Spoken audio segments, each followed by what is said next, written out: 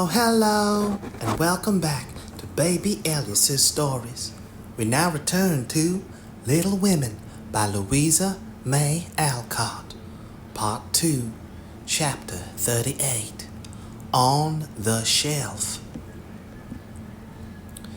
In France, the young girls have a dull time of it till they are married, when Vive la Liberté becomes their motto. In America, as everyone knows, girls early sign the Declaration of Independence and enjoy their freedom with Republican zest. But the young matrons usually abdicate with the first heir to the throne and go into a seclusion almost as close as a French nunnery, though by no means as quiet. Whether they like it or not, they are virtually put upon the shelf as soon as the wedding excitement is over. And most of them might exclaim, as did a very pretty woman the other day, I'm as handsome as ever, but no one takes any notice of me because I'm married. Not being a belle or even a fashionable lady, Meg did not experience this affliction till her babies were a year old, for in her little world primitive customs prevailed, and she found herself more admired and beloved than ever. As she was a womanly little woman, the maternal instinct was very strong, and she was entirely absorbed in her children, to the utter exclusion of everything and everybody else.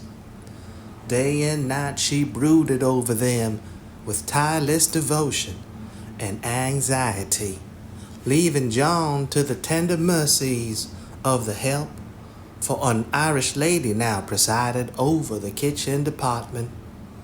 Being a domestic man, John decidedly missed the wifely attentions he had been accustomed to receive. But as he adored his babies, he cheerfully relinquished his comfort for a time, supposing with masculine ignorance that peace would soon be restored. But 3 months passed, and there was no return of repose. Meg looked worn and nervous. The babies absorbed every minute of her time. The house was neglected, and Kitty, the cook, who took life easy, kept him on short commons. When he went out in the morning, he was bewildered by small commissions for the captive mama. If he came gaily in at night, eager to embrace his family, he was quenched by a hush. They are just asleep after worrying all day. If he proposed a little amusement at home, no, it would disturb the babies. If he hinted at a lecture or a concert, he was answered with a reproachful look and a decided, "Leave my children for pleasure? Never." His sleep was broken by infant wails and visions of a phantom figure pacing noiselessly to and fro in the watches of the night. His meals were interrupted by the frequent flight of the presiding genius who deserted him, half-helped, if a muffled chirp sounded from the nest above. And when he read his paper of an evening, Demi's colic got into the shipping list, and Daisy's fall affected the price of stocks, for Mrs. Brooke was only interested in domestic news. The poor man was very uncomfortable, for the children had bereft him of his wife. Home was merely a nursery, and the perpetual hushing made him feel like a brutal intruder whenever he entered the sacred precincts of Babyland. He bore it very patiently for 6 months, and when no signs of amendment appeared, he did what other paternal exiles do, tried to get a little comfort elsewhere. Scott had married and gone to housekeeping not far off, and John fell into the way of running over for an hour or two of an evening, when his own parlor was empty and his own wife singing lullabies that seemed to have no end. Mrs. Scott was a lively, pretty girl with nothing to do but be agreeable, and she performed her mission most successfully. The parlor was always bright and attractive, the chessboard ready, the piano in tune, plenty of gay gossip, and a nice little supper set forth in tempting style. John would have preferred his own fireside if it had not been so lonely, but as it was, he gratefully took the next best thing and enjoyed his neighbor's society. Meg rather approved of the new arrangement at first and found it a relief to know that John was having a good time instead of dozing in the parlor or tramping about the house and waking the children. But by and by, when the teething worry was over and the idols went to sleep at proper hours, leaving Mama time to rest, she began to miss John and find her work basket dull company when he was not sitting opposite in his old dressing gown, comfortably scorching his slippers on the fender.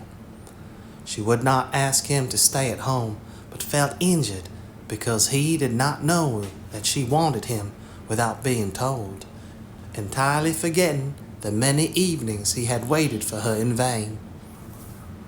She was nervous and worn out with watching and worry, and in that unreasonable frame of mind which the best of mothers occasionally experience when domestic cares oppress them. Want of exercise robs them of cheerfulness, and too much devotion to that idol of American women, the teapot, makes them feel as if they were all nerve and no muscle. Yes, she would say, looking in the glass, I'm getting old and ugly. John doesn't find me interesting anymore, so he leaves his faded wife and goes to see his pretty neighbor, who has no encumbrances. Well, the babies love me. They don't care if I am thin and pale and haven't time to crimp my hair. They are my comfort. And someday John will see what I've gladly sacrificed for them, won't he, my precious? To which pathetic appeal Daisy would answer with a coo, or Demi with a crow, and Meg would put her lamentations for a maternal revel, which soothed her solitude for the time being. And Meg would put by her lamentations for a maternal revel, which soothed her solitude for the time being. But the pain increased as politics absorbed John, who was always running over to discuss interesting points with Scott, quite unconscious that Meg missed him. Not a word did she say, however, till her mother found her in tears one day and insisted on knowing what the matter was, for Meg's drooping spirits had not escaped her observation. I wouldn't tell anyone except you, Mother, but I really do need advice, for if John goes on much longer, I might as well be widowed, replied Mrs. Brooke, drying her tears on Daisy's bib with an injured air. Go on how, my dear? Asked her mother anxiously. He's away all day, and at night, when I want to see him, he is continually going over to Scott's. It isn't fair that I should have the hardest work and never any amusement. Men are very selfish, even the best of them. So are women. Don't blame John till you see where you are wrong yourself. But it can't be right for him to neglect me. Don't you neglect him? Why, Mother, I thought you'd take my part. So I do, as far as sympathizing goes, but I think the fault is yours, Meg. I don't see how. Let me show you. Did John ever neglect you, as you call it, while you made it a point to give him your society of an evening, his only leisure time? No, but I can't do it now with 2 babies to tend." "I think you could, dear, and I think you ought. May I speak quite freely, and you will remember that it's mother who blames as well as mother who sympathizes." "Indeed I will. Speak to me as if I were little Meg again. I often feel as if I needed teaching more than ever, since these babies look to me for everything." Meg drew her low chair beside her mother's, and with a little interruption in either lap, the 2 women rocked and talked lovingly together, feeling that the tie of motherhood made them more one than ever. "You have only made the mistake that most young wives make, forgotten your duty to your husband in your love for your children. A very natural and forgivable mistake, Meg, but one that had better be remedied before you take to different ways. For children should draw you nearer than ever, not separate you, as if they were all yours and John had nothing to do but support them. I've seen it for some weeks, but have not spoken, feeling sure it would come right in time." "I'm afraid it won't. If I ask him to stay, he'll think I'm jealous, and I wouldn't insult him by such an idea. He doesn't see that I want him, and I don't know how to tell him without words. Make it so pleasant he won't want to go away. My dear, he's longing for his little home, but it isn't home without you, and you are always in the nursery. Oughtn't I to be there? Oughtn't I to be there? Not all the time. Too much confinement makes you nervous, and then you are unfitted for everything. Besides, you owe something to John as well as to the babies. Don't neglect husband for children. Don't shut him out of the nursery, but teach him how to help in it. His place is there as well as yours, and the children need him.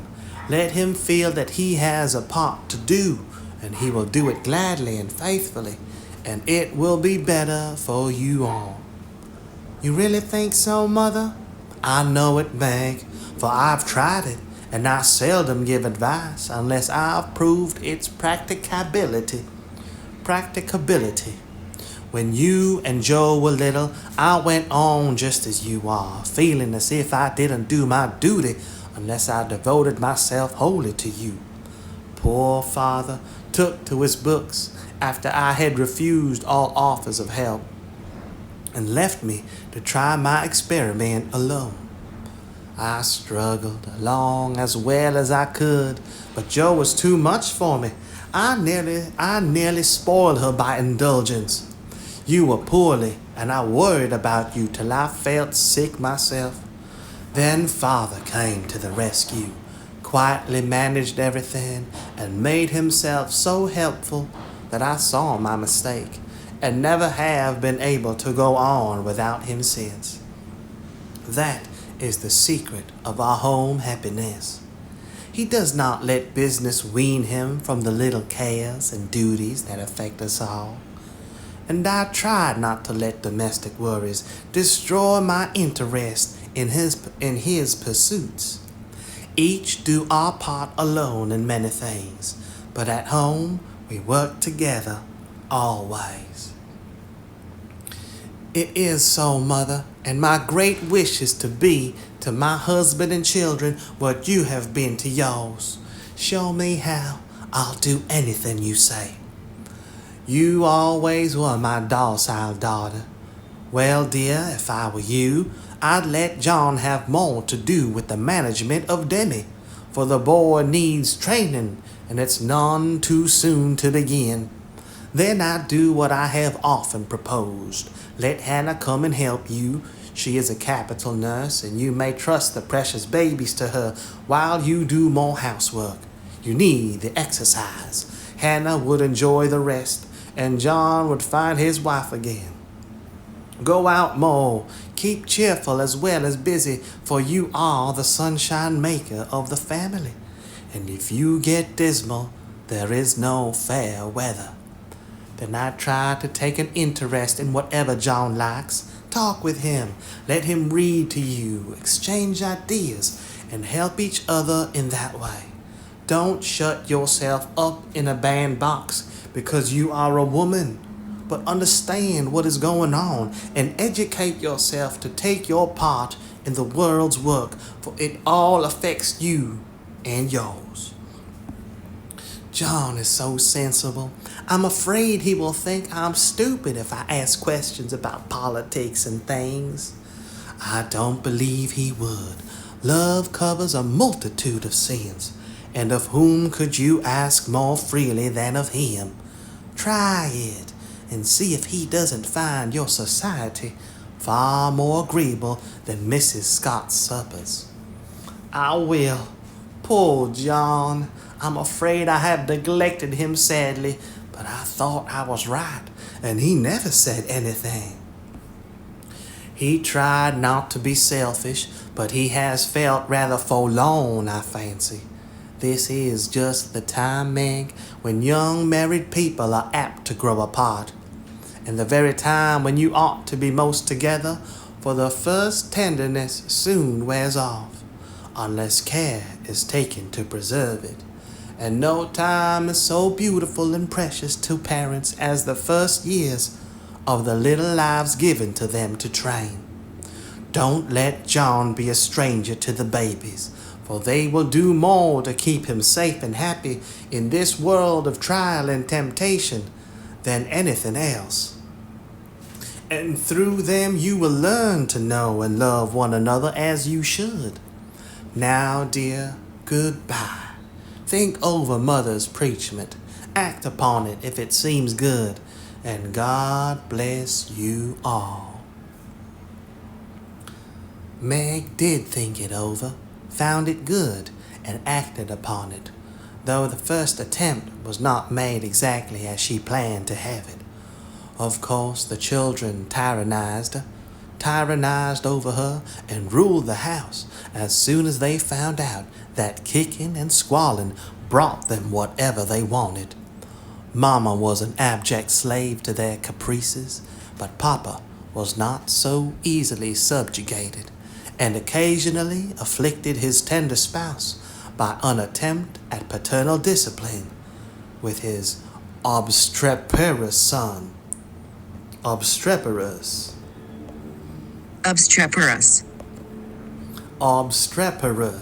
noisy and difficult to control. Obstreperous, unruly. Papa was not so easily subjugated, and occasionally afflicted his tender spouse by an attempt at paternal discipline with his obstreperous son. For Demi inherited a trifle of his sire's firmness of character. We won't call it obstinacy, and when he made up his little mind to have or to do anything, all the king's horses and all the king's men could not change that pertinacious little mind. Pertinacious, holding firmly to an opinion or a course of action. Pertinacious, determined. All the king's horses and all the king's men could not change that pertinacious little mind. Mama thought the dear too young to be taught to conquer his prejudices, but Papa believed that it never was too soon to learn obedience. So Master Demi early discovered that when he undertook to wrestle with Par, he always got the worst of it. Yet, like the Englishman, Baby respected the man who conquered him, and loved the father whose grave no was more impressive than all Mama's love pats. A few days after the talk with her mother, Meg resolved to try a social evening with John. So she ordered a nice supper, set the parlor in order, dressed herself prettily, and put the children to bed early, that nothing should interfere with her experiment. But unfortunately, Demi's most unconquerable prejudice was against going to bed, and that night he decided to go on a rampage. So poor Meg sang and rocked, told stories, and tried every sleep-provoking while she could devise. Wow.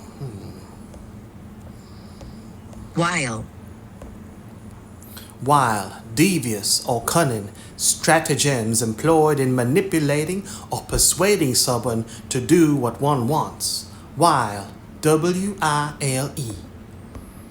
So poor Meg sang and rocked, told stories, and tried every sleep-provoking while she could devise. But all in vain. The big eyes wouldn't shut, and long after Daisy had gone to buy low, like the chubby little bunch of good nature she was, naughty Demi lay staring at the light with the most discouragingly wide-awake expression of countenance. Will Demi lie still like a good boy while Mama runs down and gives poor Papa his tea? Asked Meg as the hall door softly closed and the well-known step went tiptoeing into the dining room. Me has tea, said Demi, preparing to join in the revel. No, but I'll save you some little cakeys for breakfast if you'll go bye-bye like Daisy. Will you, lovey? Ish! And Demi shut his eyes tight as if to catch sleep and hurry the desired day. Taking advantage of the propitious moment, Meg slipped away and ran down to greet her husband with a smiling face and the little blue bow in her hair which was his especial admiration. He saw it at once and said with pleased surprise, "Why, little mother, how gay we are tonight. Do you expect company?" "Only you, dear. Is it my birthday, anniversary, or anything?" "No, I'm tired of being dowdy, so I dressed up as a change. You always make yourself nice for table, no matter how tired you are, so why shouldn't I when I have the time?"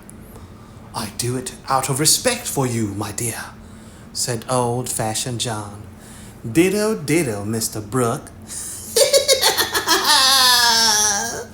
laughed Meg, looking young and pretty again as she nodded to him over the teapot.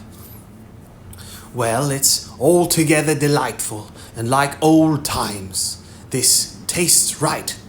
I drink your health, dear." And John sipped his tea with an air of reposeful rapture, which was of very short duration, however, for as he put down his cup, the door handle rattled mysteriously, and a little voice was heard saying impatiently, "Opie doy, me's tummin'." "That's the naughty boy. I told him to go to sleep alone, and here he is, downstairs getting his death of cold pattering over that canvas," said Meg, answering the call. "Morning now," announced Demi in joyful tone as he entered, with his long nightgown gracefully festooned over his arm and every curl bobbing gaily as he pranced about the table, eyeing the cakeys with loving glances. "No, it isn't morning yet. You must go to bed and not trouble poor Mama. Then you can have the little cake with sugar on it." "Me loves par," said the artful one, preparing to climb the paternal knee and revel in forbidden joys. But John shook his head and said to Meg, "If you told him to stay up there and go to sleep alone, make him do it, or he will never learn to mind you." "Yes, of course. Come, Demi." And Meg led her son away, feeling a strong desire to spank the little marplot, who hopped beside her, laboring under the delusion that the bribe was to be administered as soon as they reached the nursery. Nor was he disappointed, for that short-sighted woman actually gave him a lump of sugar, tucked him into his bed, and forbade any more promenades till morning. "Eesh!" said Demi, the perjured, blissfully sucking his sugar and regarding his first attempt as eminently successful. Meg returned to her place, and supper was progressing pleasantly when the little ghost walked again and exposed the maternal delinquencies by boldly demanding, "More sugar, Mar." "No, this won't do," said John, hardening his heart against the engaging little sinner. "We shall never know any peace till that child learns to go to bed properly. You have made a slave of yourself long enough. Give him one lesson, and then there will be an end of it. Put him in his bed and leave him, Meg." "He won't stay there. He never does unless I sit by him. I'll manage him. Demi, go upstairs and get into your bed as Mama bids you." "Saint," replied the young rebel, helping himself to the coveted cakey and beginning to eat the same with calm audacity. "You must never say that to Papa. I shall carry you if you don't go yourself."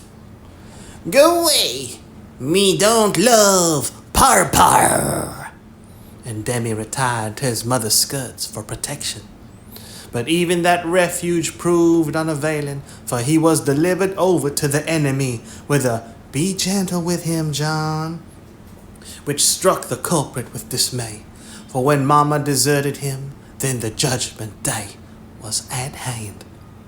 Bereft of his cake, defrauded of his frolic, and borne away by a strong hand to that detested bed, poor Demi could not restrain his wrath, but openly defied Papa and kicked and screamed lustily all the way upstairs.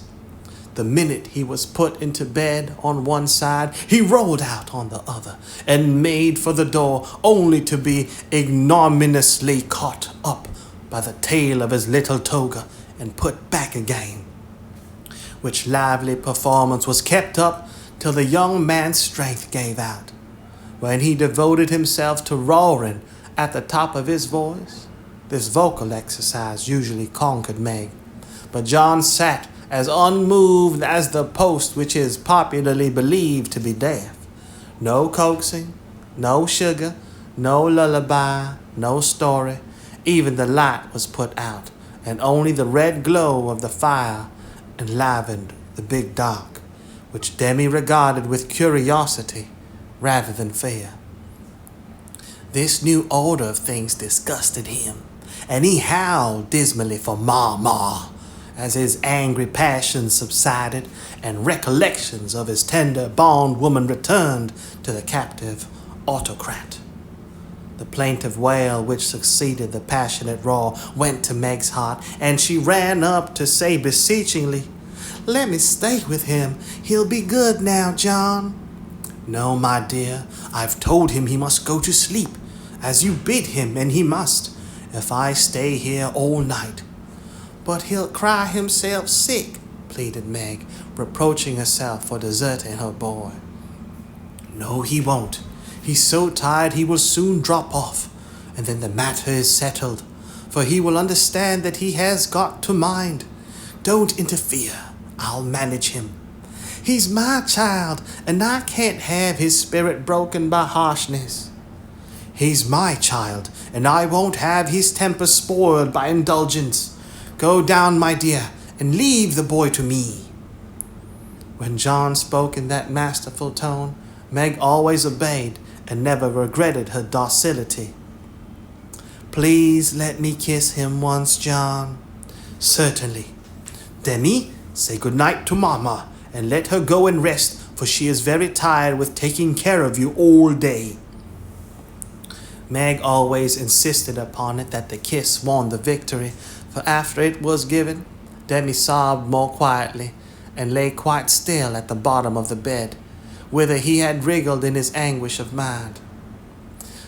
"Poor little man is worn out with sleep and crying. I'll cover him up and then go and set Meg's heart at rest," thought John, creeping to the bedside, hoping to find his rebellious heir asleep. But he wasn't, For the moment his father peeped at him, Demi's eyes opened, his little chin began to quiver, and he put up his arms, saying with a penitent hiccough, "Me's dood now." Sitting on the stairs outside, Meg wondered at the long silence which followed the uproar, and after imagining all sorts of impossible accidents, she slipped into the room to set her fears at rest.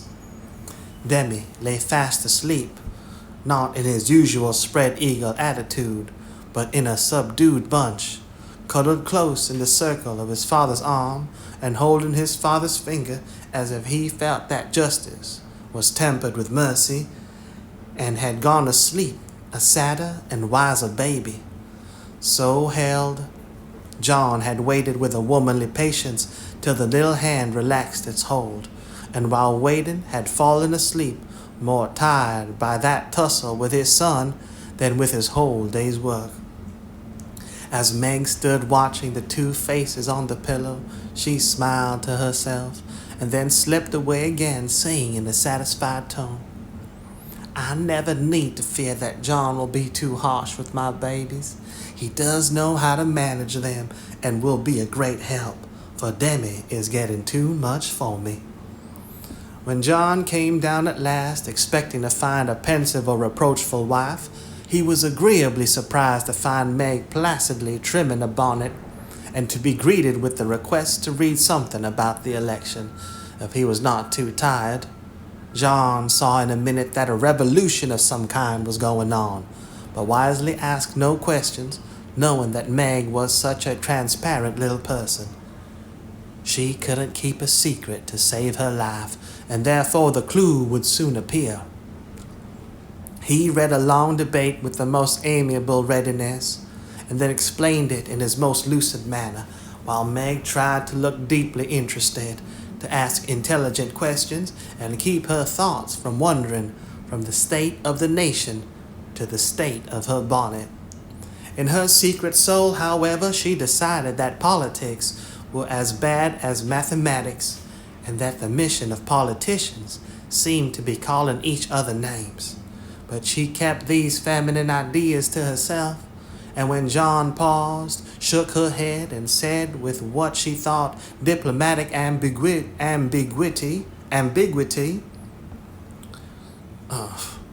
but she kept these feminine ideas to herself, and when John paused, shook her head, and said with what she thought diplomatic ambiguity, "Well, I really don't see what we are coming to."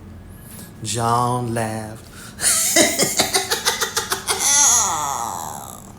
and watched her for a minute as she poised a pretty little preparation of lace and flowers on her hand, and regarded it with the genuine interest which his harangue had failed to waken.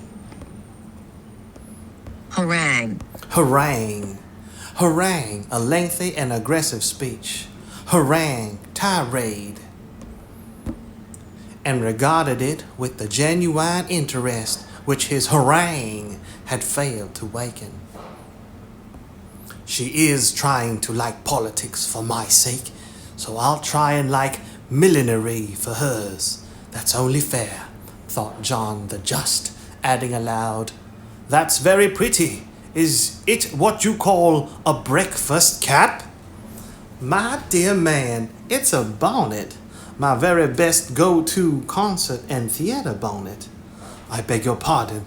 It was so small I naturally mistook it for one of the flyaway things you sometimes wear. How do you keep it on?" "These bits of lace are fastened under the chin with a rosebud sew," and Meg illustrated by putting on the bonnet and regarding him with an air of calm satisfaction that was irresistible. "It's a love of a bonnet, but I prefer the face inside, for it looks young and happy again." And John kissed the smiling face to the great detriment of the rosebud under the chin. "I'm glad you like it, for I want you to take me to one of the new concerts some night. I really need some music to put me in tune. Will you please?" "Of course I will, with all my heart, or anywhere else you like. You have been shut up so long, it will do you no end of good, and I shall enjoy it, of all things. What put it into your head, little mother? Well, I had a talk with Mommy the other day, and told her how nervous and cross and out of sorts I felt, and she said I needed change and less care. So Hannah is to help me with the children, and I'm to see to things about the house more, and now and then have a little fun just to keep me from getting to be a fidgety, broken down old woman before my time. It's only an experiment, John, and I want to try it for your sake as much as for mine, because I've neglected you shamefully lately, and I'm going to make home what it used to be if I can. You don't object, I hope. Never mind what John said, or what a very narrow escape the little bonnet had from utter ruin. All that we have any business to know is that John did not appear to object, judging from the changes which gradually took place in the house and its inmates. It was not all paradise by any means, but everyone was better for the division of labor system. The children throve under the parental rule, for accurate, steadfast John brought order and obedience into babydom, while Meg recovered her spirits and composed her nerves by plenty of wholesome exercise, a little pleasure, and more confidential conversation with her sensible husband. Home grew homelike again, and John had no wish to leave it unless he took Meg with him. The Scotts came to the Brooks now, and everyone found the little house a cheerful place, full of happiness, content, and family love. Even Sally Muffet liked to go there. It is always so quiet and pleasant here. It does me good, Meg, she used to say, looking about her with wistful eyes as if trying to discover the charm, that she might use it in her great house, full of splendid loneliness, for there were no riotous, sunny-faced babies there, and Ned lived in a world of his own where there was no place for her. This household happiness did not come all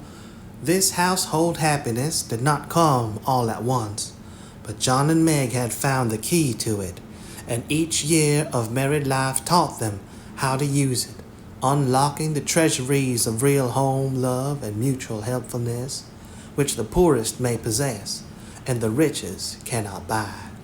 This is the sort of shelf on which young wives and mothers may consent to be laid, safe from the restless fret and fever of the world, finding loyal lovers in the little sons and daughters who cling to them, undaunted by sorrow, poverty, or age, walking side by side through fair and stormy weather with a faithful friend, who is, in the true sense of the good old Saxon word, the house band, and learning, as Meg learned, that a woman's happiest kingdom is home,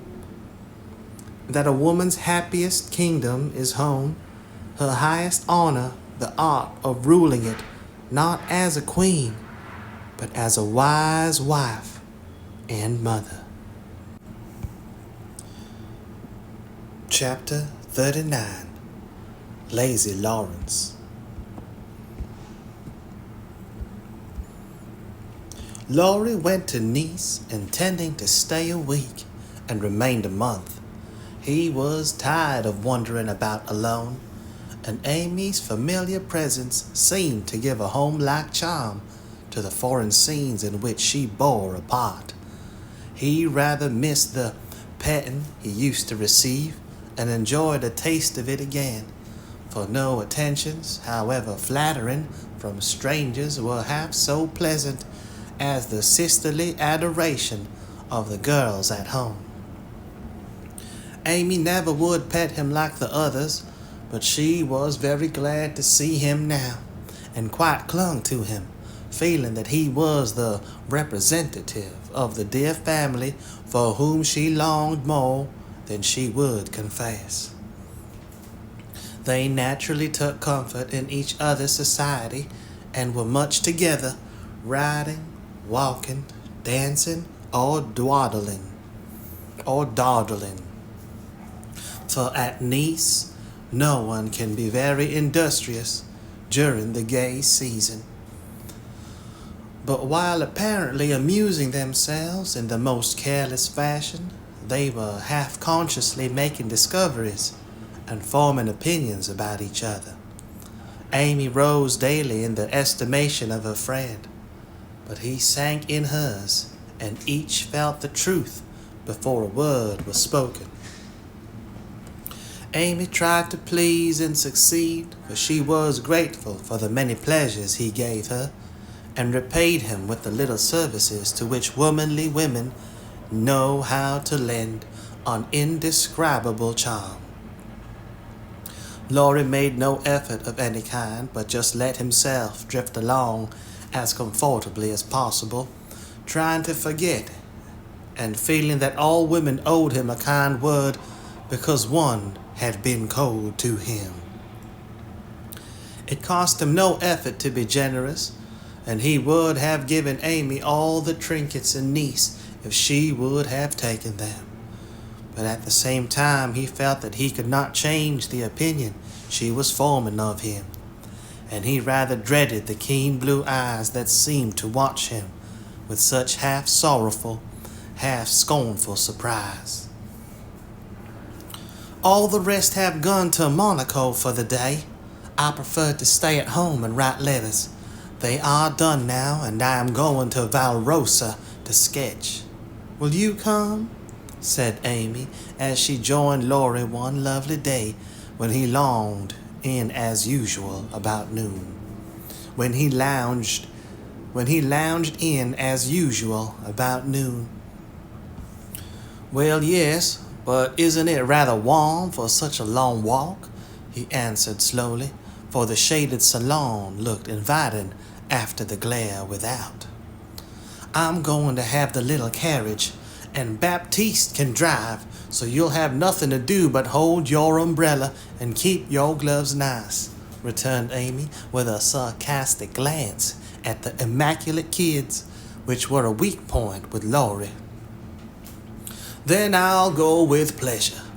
And he put out his hand for her sketchbook, but she tucked it under her arm with a sharp, "Don't trouble yourself, it's no exertion to me, but you don't look equal to it." Laurie lifted his eyebrows and followed at a leisurely pace as she ran downstairs. But when they got into the carriage, he took the reins himself and left little Baptiste nothing to do but fold his arms and fall asleep on his perch. The two never quarreled. Amy was too well bred, and just now Laurie was too lazy. So in a minute he peeped under her hat brim with an inquiring air. She answered him with a smile, and they went on together in the most amicable manner. It was a lovely drive, along winding roads, rich in the picturesque scenes that delight beauty-loving eyes. Here an ancient monastery, whence the solemn chanting of the monks came down to them.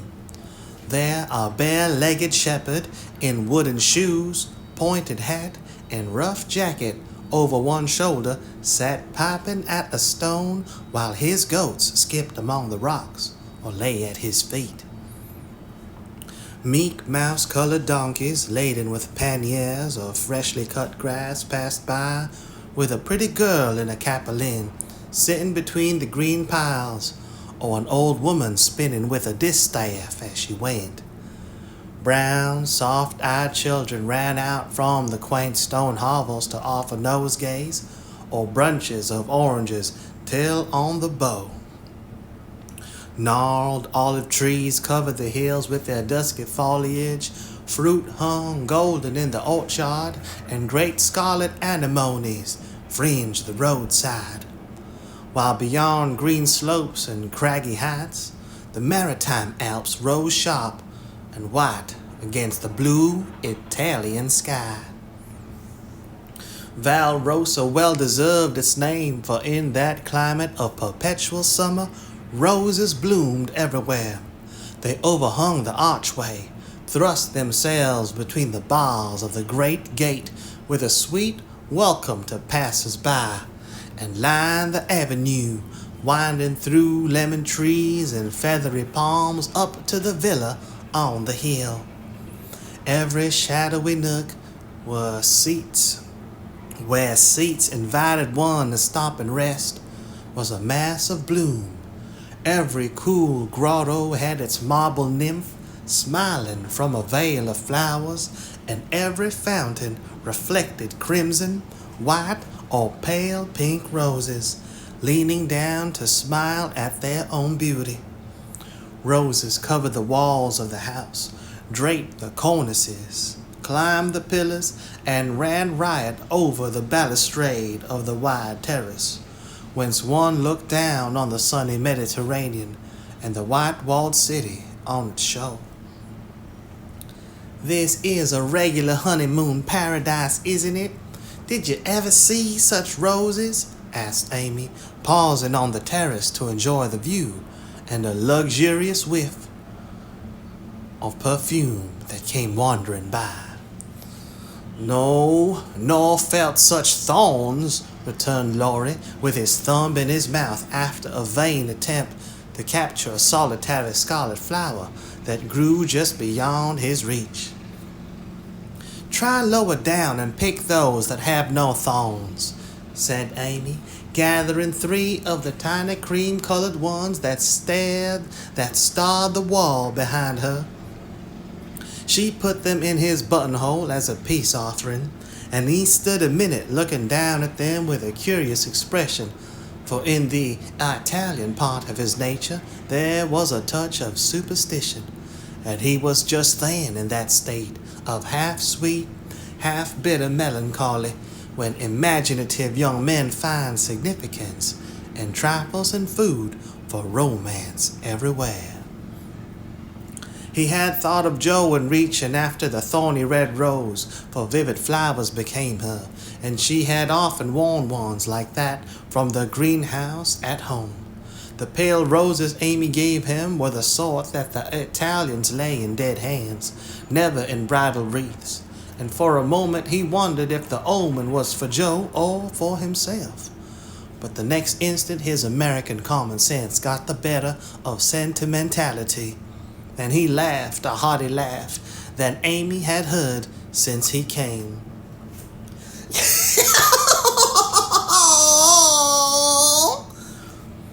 "It's good advice. You'd better take it and save your fingers," she said, thinking her speech amused him.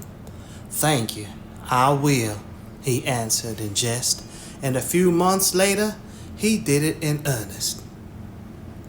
"Laurie, when are you going to your grandfather?"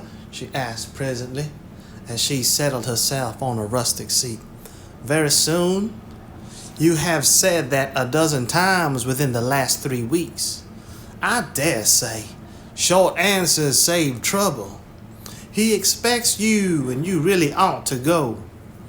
"Hospitable creature, I know. Then why don't you do it?" "Natural depravity, I suppose."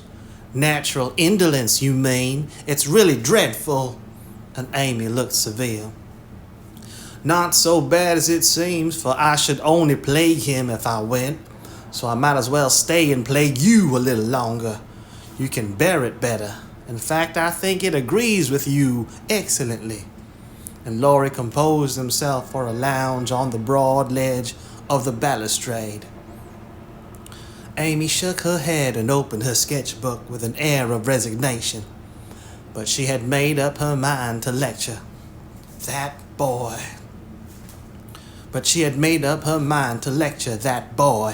And in a minute she began again. "What are you doing just now?" "Watching lizards." No. I mean, what do you intend and wish to do?" "Smoke a cigarette, if you'll allow me." "How provoking you are! I don't approve of cigars, and I will only allow it on condition that you let me put you into my sketch. I need a figure." "With all the pleasure in life. How will you have me?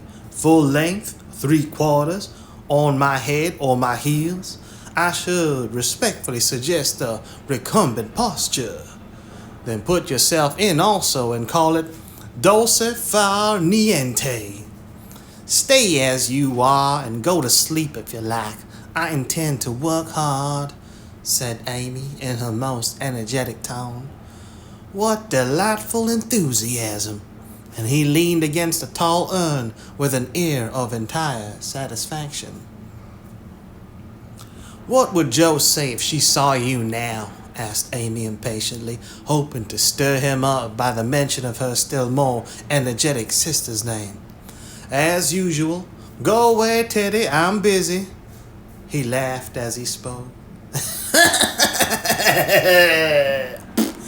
But the laugh was not natural, and a shade passed over his face, for the utterance of the familiar name touched the wound that was not healed yet.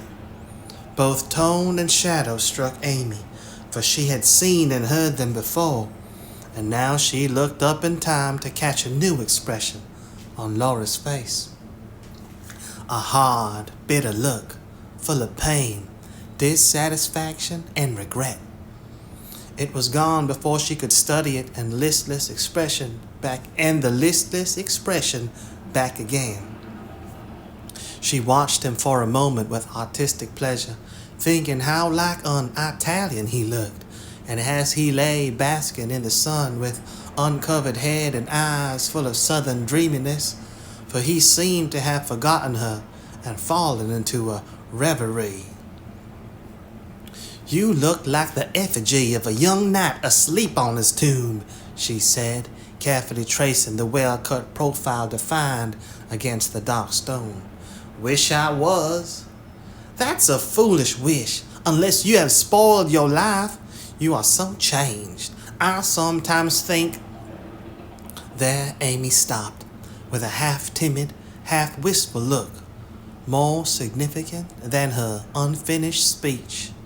Laurie saw and understood the affectionate anxiety which she hesitated to express, and looking straight into her eyes said, just as he used to say it to her mother, "It's all right, ma'am." That satisfied her and set at rest the doubts that had begun to worry her lately. It also touched her, and she showed that it did by the cordial tone in which she said, "I'm glad of it. I didn't think you'd been a very bad boy, but I fancied you might have wasted money at that wicked Baden, lost your heart to some charming French woman with a husband, or got into some of the scrapes that young men seem to consider a necessary part of a foreign tour. Don't stay out there in the sun. Come and lie on the grass here and let us be friendly, as Joe used to say when we got in the sofa corner and told secrets." Laurie obediently threw himself down on the turf and began to amuse himself by sticking daisies into the ribbons of Amy's hat that lay there. "I'm all ready for the secrets," and he glanced up with a decided expression of interest in his eyes. "I've none to tell. You may begin."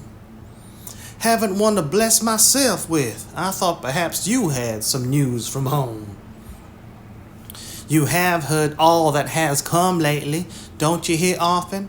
I fancy Jo would send you volumes." "She's very busy. I'm roving about so it's impossible to be regular, you know. When do you begin your great work of art, Raffaella?" he asked, changing the subject abruptly after another pause, in which he had been wondering if Amy knew his secret and wanted to talk about it. "Never," she answered with a despondent but decided air. "Rome took all the vanity out of me, for after seeing the wonders there, I felt too insignificant to live and gave up all my foolish hopes in despair. Why should you, with so much energy and talent?" "That's just why, because talent isn't genius, and no amount of energy can make it so. I want to be great or nothing. I won't be a commonplace dauber, so I don't intend to try anymore." "And what are you going to do with yourself now, if I may ask?" polish up my other talents and be an ornament to society if I get the chance. It was a characteristic speech and sounded daring, but audacity becomes young people, and Amy's ambition had a good foundation. Laura smiled, but he lacked the spirit with which she took up a new purpose when a long-cherished one died, and spent no time lamenting. Good, and here is where Fred Vaughn comes in, I fancy. Amy preserved a discreet silence, but there was a conscious look in her downcast face that made Laurie sit up and say gravely, "Now I'm going to play brother and ask questions, may I?" "I don't promise to answer. Your face will if your tongue won't. You aren't woman of the world enough yet to hide your feelings, my dear.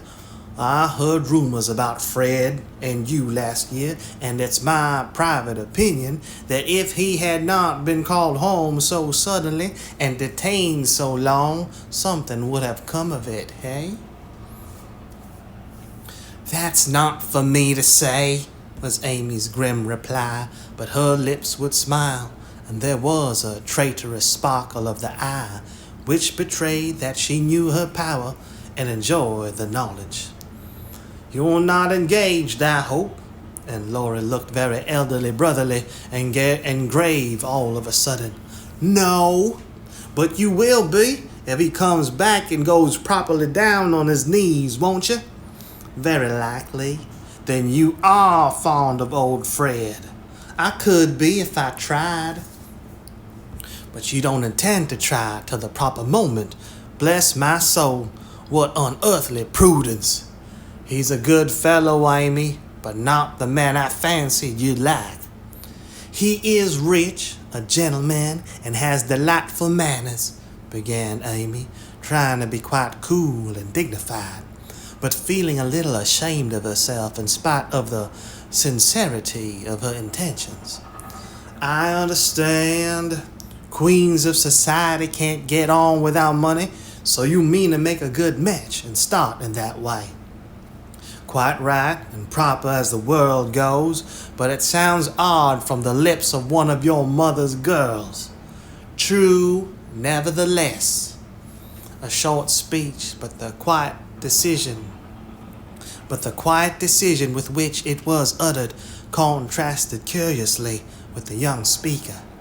Laurie felt this instinctively and laid himself down again with a sense of disappointment which he could not explain. His look in silence, as well as a certain inward self-disapproval, ruffled Amy and made her resolve to deliver her lecture without delay. "I wish you'd do me the favor to rouse yourself a little," she said sharply. "Do it for me. There's a dear girl." "I could if I tried," and she looked as if she would like doing it in the most summery style. "Try then, I give you leave," returned Laurie, who enjoyed having someone to tease after his long abstinence from his favorite pastime. "You'd be angry in 5 minutes. I'm never angry with you. It takes 2 flints to make a fire. You're as cool and soft as snow." "You don't know what I can do. Snow produces a glow and a tingle if applied rightly. Your indifference is half affectionate, and a good stirring up would prove it." "Stir away. It won't hurt me, and it may amuse you, as the big man said when his little wife beat him. Regard me in the light of a husband or a carpet, and beat till you are tired, if that sort of exercise agrees with you." Being decidedly nettled herself and longing to see him shake off the apathy that so altered him, Amy sharpened both tongue and pencil and began. "Flo and I have got a new name for you. It's Lazy Laurence. How do you like it?" She thought it would annoy him, but he only folded his arms under his head with an imperturbable, "That's not bad. Thank you, ladies." Imperturbable. Imperturbable.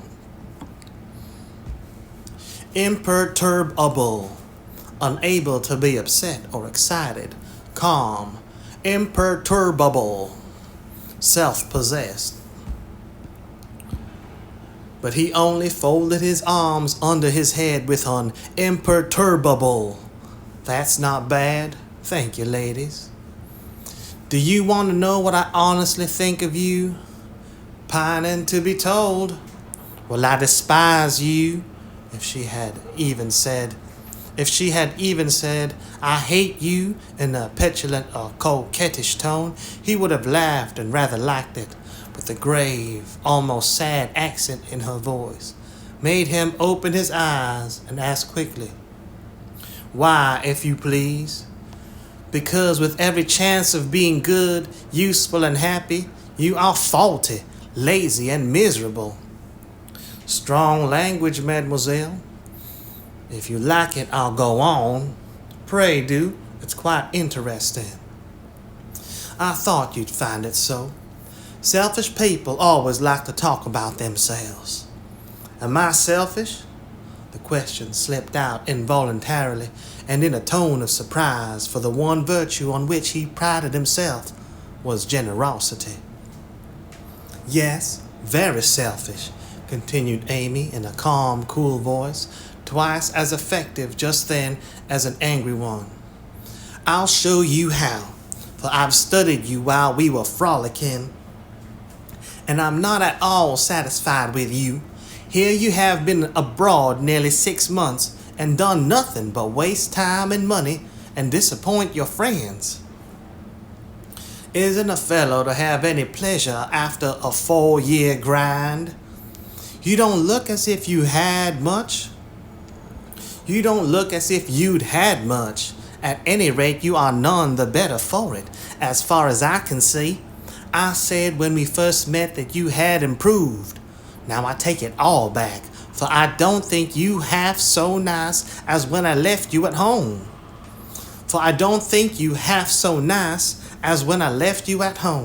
You have grown abominably lazy.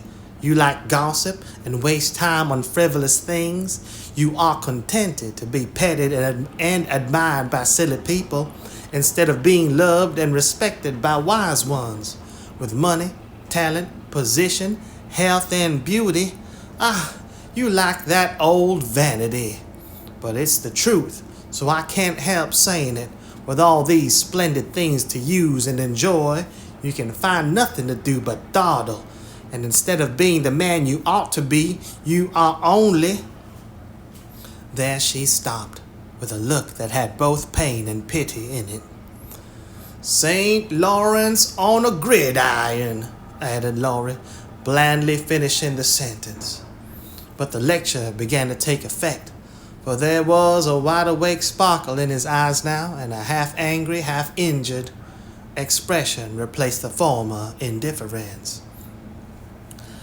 I suppose you take it so. You men tell us we are angels and say we can make you what we will, but the instant we honestly try to do you good, you laugh at us and won't listen, which proves how much your flattery is worth. Amy spoke bitterly and turned her back on the exasperating martyr at her feet.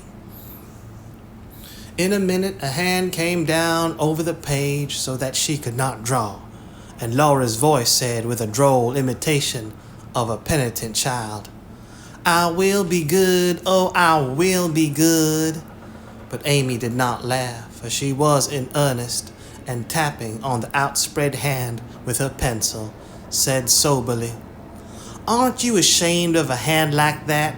It's as soft and white as a woman's, and looks as if it never did anything but wear Juven's best gloves and pick flowers for ladies. You are not a dandy, thank heaven. So I'm glad to see there are no diamonds or big seal rings on it, only the little old one Joe gave you so long ago. Dear soul, I wish she was here to help me. So do I. The hand vanished as suddenly as it came, and there was energy enough in the echo of her wish to suit even Amy. She glanced down at him with a new thought in her mind, but he was lying with his hat half over his face as if for shade, and his mustache hid his mouth. She only saw his chest rise and fall with a long breath that might have been a sigh, and the hand that wore the ring nestled down into the grass as if to hide something too precious or too tender to be spoken of. All in a minute, various hints and trifles assumed shape and significance in Amy's mind and told her what her sister never had confided to her. She remembered that Laurie never spoke voluntarily of Joe. She recalled the shadow on his face just now, the change in his character, and the wearing of the little old ring, which was no ornament to a handsome hand. Girls are quick to read such signs and feel their eloquence. Amy had fancied that perhaps a love trouble was at the bottom of the alteration, and now she was sure of it. Her keen eyes filled, and when she spoke again, it was in a voice that could be beautifully soft and kind when she chose to make it so. I know I have no right to talk to you. I know I have no right to talk so to you, Laurie, and if you weren't the sweetest-tempered fellow in the world, you'd be very angry with me. But we are all so fond and proud of you. I couldn't bear to think they should be disappointed in you at home as I have been, though perhaps they would understand the change better than I do. I think they would, came from under the hat in a grim tone, quite as touching as a broken one. They ought to have told me and not let me go blundering and scolding when I should have been more kind and patient than ever. I never did like that Miss Randall, and now I hate her, said artful Amy, wishing to be sure of her facts this time. Hang Miss Randall! And Laurie knocked the hat off his face with a look that left no doubt of his sentiments toward that young lady. I beg pardon, I thought, and there she paused diplomatically. No, you didn't. You knew perfectly well I never cared for anyone but Joe. Laurie said that in his old impetuous tone and turned his face away as he spoke. I did think so, but as they never said anything about it and you came away, I suppose I was mistaken. And Joe wouldn't be kind to you. Why, I was sure she loved you dearly. She was kind, but not in the right way. And it's lucky for her she didn't love me, if I'm the good-for-nothing fellow you think me. It's her fault, though, and you may tell her so. The hard, bitter look came back again as he said that, and it troubled Amy, for she did not know what balm to apply. I was wrong. I didn't know. I'm very sorry I was so cross, but I can't help wishing you'd bear it better, Teddy dear. Don't. That's her name for me. And Laurie put up his hand with a quick gesture to stop the words spoken in Joe's half-kind, half-reproachful tone. Wait till you've tried it yourself, he added in a low voice as he pulled up the grass by the handful. I'd take it manfully and be respected if I couldn't be loved, said Amy, with the decision of one who knew nothing about it. Now Laurie flattered himself that he had borne it remarkably well, making no moan, asking no sympathy, and taking his trouble away to live it down alone. Amy's lecture put the matter in a new light, and for the first time it did look weak and selfish to lose heart at the first failure, and shut himself up in moody indifference. He felt as if suddenly shaken out of a pensive dream, and found it impossible to go to sleep again. Presently, he sat up and asked slowly, Do you think Joe would despise me as you do? Yes, if she saw you now. She hates lazy people. Why don't you do something splendid and make her love you? I did my best, but it was no use. Graduating well, you mean? That was no more than you ought to have done for your grandfather's sake. It would have been shameful to fail after spending so much time and money when everyone knew that you could do well. I did fail, say what you will, for Joe wouldn't love me, began Laurie, leaning his head on his hand in a despondent attitude. No, you didn't, and you'll say so in the end, for it did you good, and proved that you could do something if you tried. If you'd only set about another task of some sort, you'd soon be your hearty, happy self again and forget your trouble. That's impossible. Try it and see. You needn't shrug your shoulders and think, much she knows about such things. I don't pretend to be wise, but I am observing, and I see a great deal more than you'd imagine. I'm interested in other people's experiences and inconsistencies, and though I can't explain, I remember and use them for my own benefit. Love Joe all your days if you choose, but don't let it spoil you, for it's wicked to throw away so many good gifts, because you can't have the one you want. There, I won't lecture anymore, for I know you'll wake up and be a man in spite of that hard-hearted girl. Neither spoke for several minutes. Laurie sat turning the little ring on his finger, and Amy put the last touches to the hasty sketch she had been working at while she talked. Presently she put it on his knee, merely saying, "How do you like that?" He looked, and then he smiled, as he could not well help doing, for it was capitally done. The long, lazy figure on the grass, with listless face, half-shut eyes, and one hand holding a cigar from which came the little wreath of smoke that encircled the dreamer's head. "How well you draw," he said, with a genuine surprise and pleasure at her skill, adding with a half-laugh, "Yes, that's me. As you are, this is as you were." And Amy laid another sketch beside the one he held.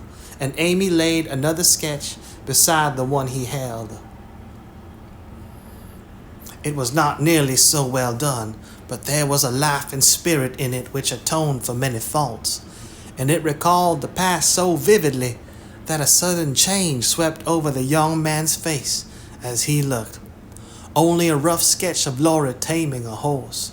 Hat and coat were off, and every line of the active figure, resolute face and commanding attitude, was full of energy and meaning. The handsome brute, just subdued, stood arching his neck under the tightly drawn rein, with one foot impatiently pawing the ground, and ears pricked up as if listening for the voice that had mastered him.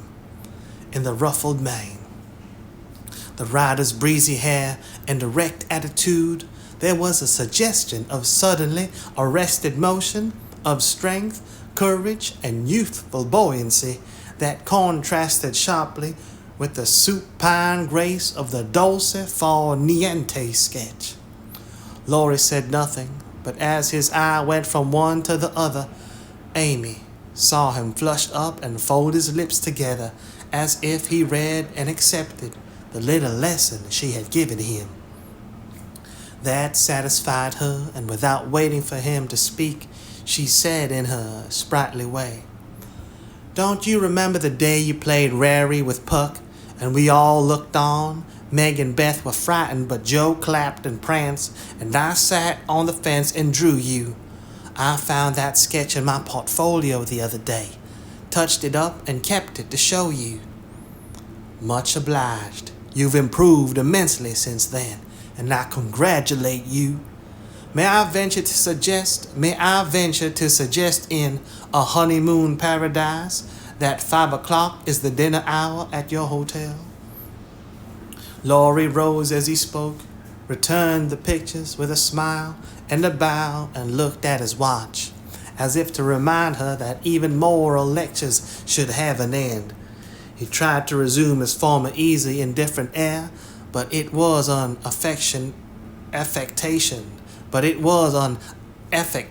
now, for the rousing had been more effacious than he would confess.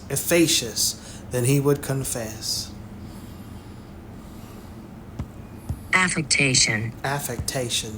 A behavior, speech, or writing that is artificial and designed to impress. Affectation. Effacious. Effacious. He tried to resume his former easy, indifferent air, but it was an affectation now, for the rousing had been more effacious than he would confess. Amy felt the shade of coldness in his manner and said to herself, "Now I've offended him. Well, if it does him good, I'm glad. If it makes me hate him, if it makes him hate me, I'm sorry, but it's true, and I can't take back a word of it." They laughed and chatted all the way home, and little Baptiste, up behind, thought that Monsieur and Mademoiselle were in charming spirits, but both fell ill at ease. The friendly frankness was disturbed, the sunshine had a shadow over it, and despite their apparent gaiety, there was a secret discontent in the heart of each. Shall we see you this evening, mon frère?" asked Amy as they parted at her aunt's door. "Unfortunately, I have an engagement. Au revoir, mademoiselle." And Laurie bent as if to kiss her hand in the foreign fashion, which became him better than many men. Something in his face made Amy say quickly and warmly, "No, be yourself with me, Laurie, and part in the good old way. I'd rather have a hearty English handshake than all the sentimental salutations in France. Goodbye, dear." And with these words, uttered in the tone she liked, Laurie left her, after a handshake almost painful in its heartiness. Next morning, instead of the usual call, Amy received a note which made her smile at the beginning and sigh at the end. "My dear mentor, please make my adieu to your aunt, and exult within yourself, for lazy Laurence has gone to his grandpa, like the best of boys. A pleasant winter to you, and may the gods grant you a blissful honeymoon at Valrosa. I think Fred would be benefited by a rouser. Tell him so with my congratulations. Yours gratefully, Telemachus." "Good boy. I'm glad he's gone," said Amy with an approving smile. The next minute her face fell as she glanced about the empty room, adding with an involuntary sigh, "Yes, I am glad, but how I shall miss him."